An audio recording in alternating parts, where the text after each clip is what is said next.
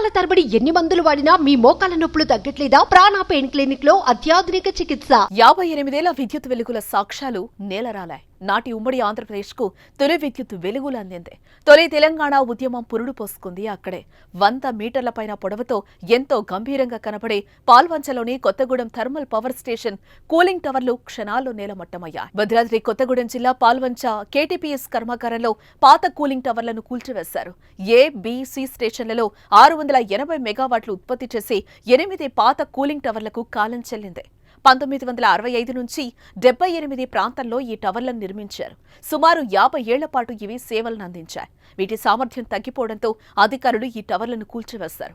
ఉమ్మడి ఆంధ్రప్రదేశ్కి విద్యుత్ వెలుగుల్ని పంచడంలో కేటీపీఎస్ చాలా కీలకంగా ఉండేది. అయితే ఇవి కాలం చెల్లడంతో కూల్చివేశారు. కూల్చివేత సమయంలో ప్లాంట్ నుంచి విద్యుత్ సరఫరా చేసే లైన్లన్నీ ఆపేశారు.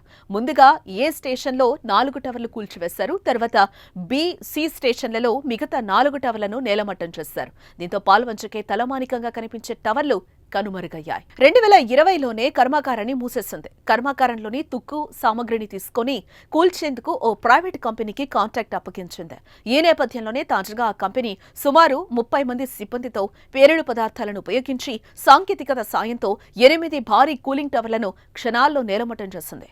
1966లో ఏపీఎస్ఈబీ పాల్వంచలో విద్యుత్ ఉత్పత్తి కోసం కేటీపీఎస్ కర్మాగారాన్ని ప్రారంభించింది.